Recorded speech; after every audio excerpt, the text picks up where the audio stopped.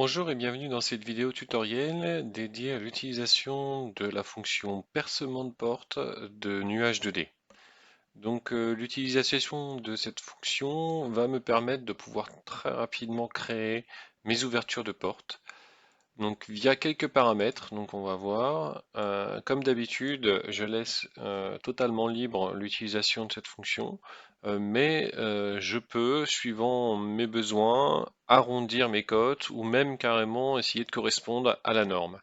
Donc en l'occurrence, dans les cloisons, dans les percements de porte, on va pouvoir sélectionner soit une largeur libre, donc à ce moment-là, elle va s'ajuster au millimètre en fonction du résultat trouvé, ou alors d'essayer de coller à la norme, et à ce moment-là, on va essayer de coller dans la tolérance qu'on va se donner ici, qui est 2 cm. Bien sûr, je peux régler ce que je veux en termes de tolérance, mais donc d'essayer de coller à la norme, donc qui est en France de 63, 73, 83, 93 en termes d'ouverture de porte.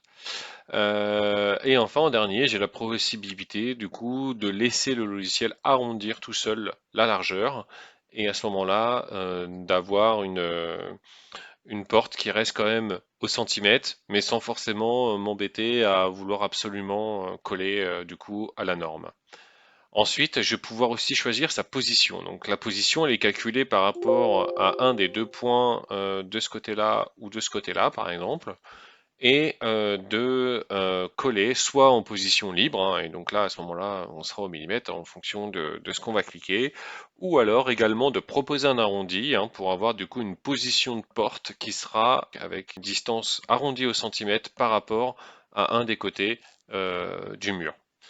Donc là, pareil, totalement libre, suivant ce que je veux faire. Donc là, par exemple, je vais me laisser libre des deux côtés, donc il va me faire le percement exactement à l'endroit où je vais cliquer, sans forcément réfléchir plus.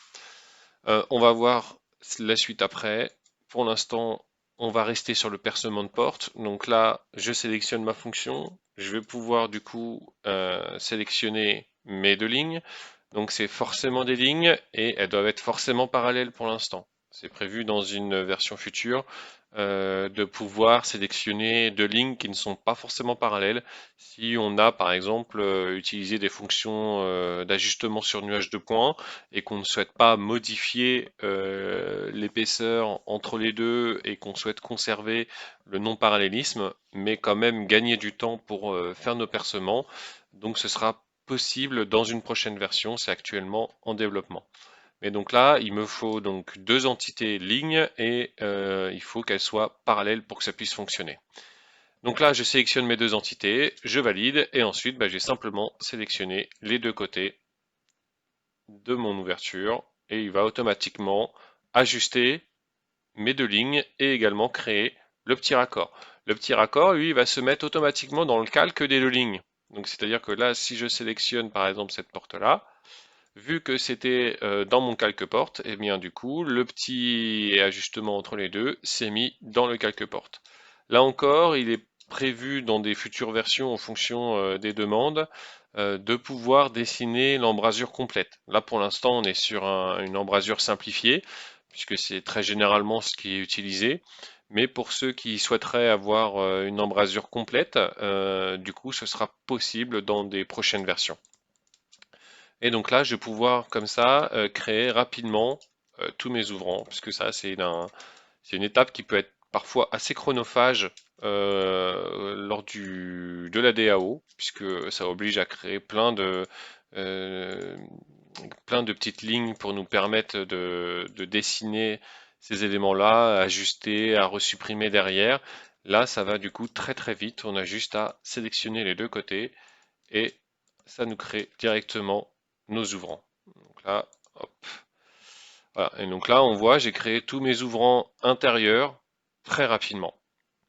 Ensuite, vous avez vu, j'ai la possibilité aussi de faire percement de fenêtre. Donc pour l'instant, le percement de fenêtre est assez simple et il ne permet pas de faire des formes complexes, donc notamment des formes qu'on pourra avoir dans des bâtiments haussmanniens avec des retours, des éléments obliques ou des choses comme ça. Là, on est vraiment à nouveau sur un percement simple comme celui de la porte, mais c'est prévu dans le développement futur d'avoir la possibilité de créer des percements de fenêtres qui soient plus complexes. Donc pour revenir dans la partie paramètres, donc on va pouvoir aussi, si on souhaite, dessiner l'axe de la fenêtre. Donc ça peut nous servir aussi si on souhaite ajuster les distances entre les différents tableaux et qui soient cohérents entre eux. Et donc on peut, en même temps que dessiner le percement, dessiner l'axe et ainsi pouvoir réajuster si on souhaite derrière la position. Donc on va pouvoir choisir le calque de l'axe. Donc là par exemple ici je vais le mettre dans Des Axe et sa longueur, donc là je vais lui mettre de 50 centimètres par exemple. Si j'en veux pas, vous avez vu, il suffit simplement de mettre non et à ce moment-là il ne sera pas dessiné. Donc ça va fonctionner de la même manière, entité ligne, forcément parallèle. Je sélectionne les deux, je valide. Alors la différence, pourquoi j'ai différencié les deux entre percement de mur et percement de porte et percement de fenêtre, eh ben, tout simplement parce que les fenêtres ont une largeur qui est différente, qui n'est pas tout le temps la même en termes d'éléments qu'on peut rencontrer, hein, puisque les portes collent plutôt à une norme, donc on va retomber souvent au bon endroit, tandis que là, on peut avoir des largeurs qui vont être un petit peu différentes, et on peut aussi avoir envie d'avoir des largeurs qui peuvent être rondes. Donc là, en l'occurrence, comme je suis toujours dans mes options en placement libre, bah, il a simplement percé à l'endroit où j'ai cliqué. Mais si je modifie mes paramètres et que je passe ici en largeur arrondie, eh bien là, on va voir que du coup, si je refais un percement de fenêtre, je sélectionne les deux côtés. Là, vous voyez, maintenant, il va me proposer l'épaisseur. Il va me proposer enfin, plutôt la largeur de la fenêtre. Et je vais pouvoir, du coup, choisir quelle largeur je souhaite mettre. Donc là, par exemple, j'ai 1,39. Alors, 1,39, c'est la valeur arrondie au centimètre, mais c'est peut-être que de me dire que tous ces tableaux, en fait, font 1,40. Et donc, je vais plutôt avoir envie de mettre 1,40 et qui, au final, me permet d'être toujours dans ma tolérance, mais d'avoir une largeur de tableau qui est plus logique. Et donc là, je répète l'opération ici. À nouveau, là, je trouve un 38. Alors, soit je reforce un 40, soit je laisse mes 1,38. C'est à moi de choisir. Tout est vraiment dans votre manière de faire et dans votre manière de dessiner. On vous laisse totalement le choix. Si vous souhaitez juste coller au nuage, il suffit juste de laisser libre et il n'y a pas de souci. Il vous laissera faire directement ce que vous avez cliqué. Et donc là, par exemple, donc j'ai récupéré tous mes tableaux et après, je peux éventuellement prendre la distance, prendre mon entraxe et éventuellement l'ajuster si je souhaite. Là, par exemple, j'ai 4,15 et ici, là, j'ai 3,63 et de ce côté-là, j'ai 3,44. Donc a priori, il y a pas de série spécifique au niveau de ces tableaux, donc j'ai pas besoin de les ajuster plus que ça. Mais grâce à mes axes, j'aurais la possibilité, si jamais j'avais eu que 1 ou 2 centimètres pour les faire avec une série cohérente, peut-être d'aller les modifier pour que ça colle dans une série.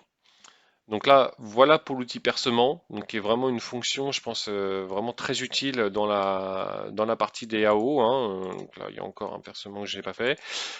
Donc qui peut vous faire vraiment gagner beaucoup de temps si c'est bien utilisé et vraiment obtenir du coup le résultat que vous voulez. Donc là, vous voyez, j'ai encore proposé l'arrondi, donc il va me proposer de faire l'arrondi. Donc voilà, donc vraiment paramétrable comme vous voulez et pour obtenir le résultat qui colle le plus à votre besoin, mais surtout de gagner du temps et d'arrêter toutes ces constructions annexes qui servent à uniquement dessiner de traits et ajuster de lignes. Donc là, ça peut vraiment vous faire gagner du temps. J'espère que cette fonction vous plaît et je vous dis à bientôt. Au revoir.